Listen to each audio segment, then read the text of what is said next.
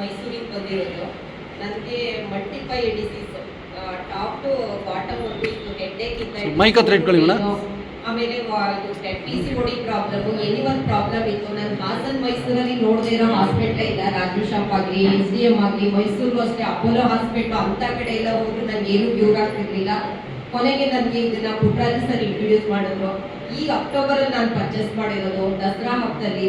ನಿಜವಾಗ್ಲೂ ಈ ಪ್ರಾಡಕ್ಟ್ ತುಂಬ ವಂಡರ್ಫುಲ್ ರಿಸಲ್ಟ್ ಕೊಟ್ಟಿದೆ. ನನಗೆ ಇಷ್ಟು ನಿಲ್ಲಕ್ಕೆ ಆಗ್ತಿರಲಿಲ್ಲ. ಬಾಡಿ ಅಂತೂ 80 kg ಇತ್ತು, ಆ ಬಾಡಿ ಪೇಯ್ನ್ ಎಲ್ಲ ಇತ್ತು. ಬಟ್ ಎಲ್ಲ ಡಿಸೀಸು ನನಗೆ ತುಂಬಾ ಕಡಿಮೆ ಆಗಿದೆ. ಥ್ಯಾಂಕ್ ಯು ಪುಟ್ಟರಾಜು ಸರ್ಗೆ, ಮತ್ತೆ ಥ್ಯಾಂಕ್ ಯು ವೈದ್ಯಕೀಯ ಸರ್ಗೆ ಹೇಳ್ತೀನಿ. ನಿಜವಾಗ್ಲೂ ಜೋಶಿ ಸರ್ ಈ ಥರದೊಂದು ಪ್ರಾಡಕ್ಟ್ನ ಮಾಡಿದರೆ ನಾವು ಕೂಡ ಎಲ್ಲ ಅಲ್ಲೆಲ್ಲ ಹೋಗಿ ಕಂಪ್ನಿ ಎಲ್ಲ ನೋಡ್ಕೊಂಡು ಬಂದಿದ್ದೀವಿ. ವಂಡರ್ಫುಲ್ ಪ್ರಾಡಕ್ಟು, ತುಂಬಾ ಅದ್ಭುತವಾಗಿದೆ.